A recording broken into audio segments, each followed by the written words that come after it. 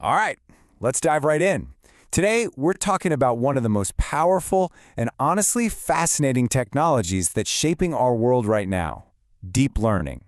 It's the engine behind so much of what we call AI, and we're going to break down exactly what it is and how it all works. So let's get started and pull back the curtain on the digital brains that are pretty much running our world. First things first, let's make this personal. Because, the truth is, you're interacting with deep learning every single day, and you probably don't even realize it. We're talking about an AI that learns in a way that's directly inspired by how you think. You know that feeling when you log into Netflix and it recommends a show that is just perfect for your mood? Or when Amazon suggests something and you're like, wow, I actually do need that. How in the world does it know? Well, the answer isn't some simple computer program. No, it's something way more profound. The whole thing is powered by a process that is directly inspired by the most complex, most efficient learning machine we know of, the human brain. And that right there, that is the secret sauce. This is what we call deep learning. Instead of just programming a computer with a bunch of rigid rules, it's about teaching it to learn from massive amounts of data, to spot patterns, and to make smart decisions, kind of like how we learn from our own experiences. So how do you actually build one of these digital brains? It's pretty cool, actually.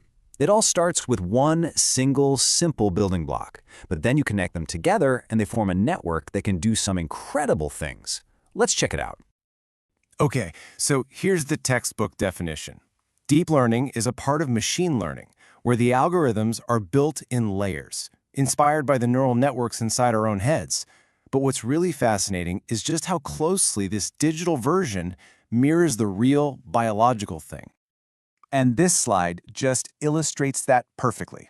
On the left, you've got a biological neuron. That's the basic cell in your brain.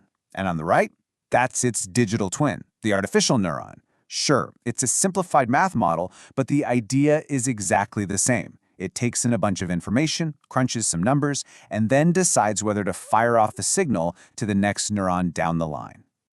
So how do these things actually learn? Well, think back to when you were a kid learning the alphabet, with those books that had an A next to a big red apple. We're just naturally wired to learn visually. And it's the exact same idea here. These digital networks get fed tons and tons of labeled data, and they slowly but surely figure out the patterns that connect an input to the right output. So just think of this one artificial neuron as our single Lego block. It takes in a few pieces of info, say the size of a house, how many bedrooms it has, and its location, and it processes them to help make a decision. But here's the thing. One neuron all by itself isn't very smart. It can only make a really simple choice.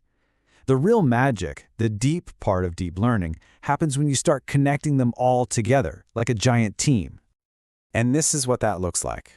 We arrange these neurons in layers. The information comes in through the input layer. Then it gets passed through all these hidden layers in the middle, and that's where the heavy lifting happens, with each layer spotting more and more complex patterns. And finally, the decision comes out of the output layer. Having all those layers is what makes it a deep neural network. Now, the most important part, this network isn't programmed, it's trained. You show it millions of pictures, say, pictures of cats. Every time it gets one wrong, it tweaks the connections between its neurons just a tiny bit. It literally learns from its mistakes over and over until it becomes an expert at spotting a cat. Here's a super simple way to think about it. If you show the network a bunch of data on house sizes and what they sold for, it'll eventually learn that trend line. And once it understands that relationship, it can make a really good guess about the price of a brand new house it's never seen before. That predictive power is what makes it so useful.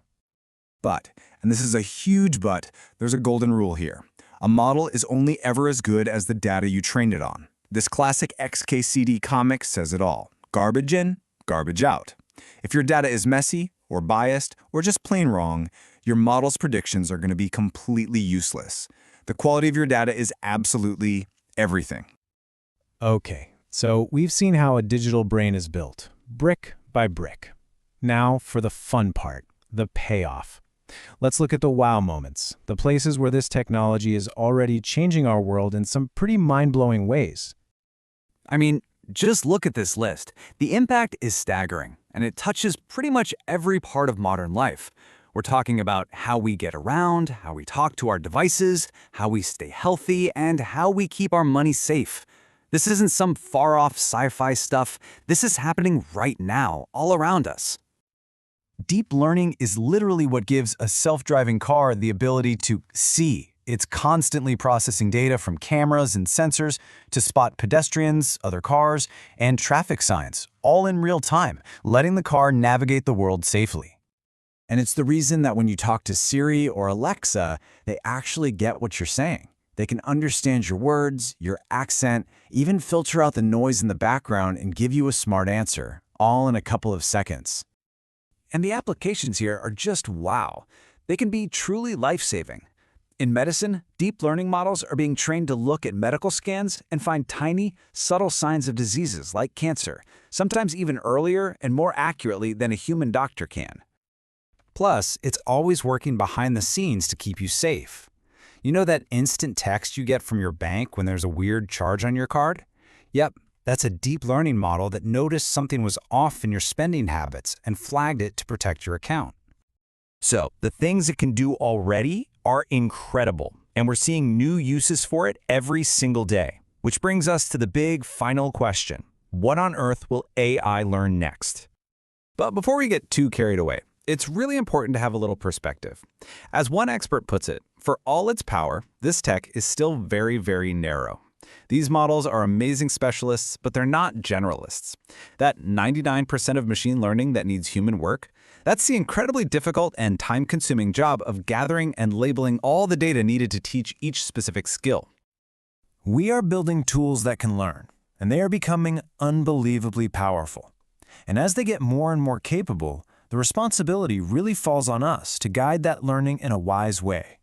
So that leaves us with the ultimate question. As these digital brains... If you found this exploration useful, don't forget to hit that like button and subscribe to TechieWick for more insightful discussions.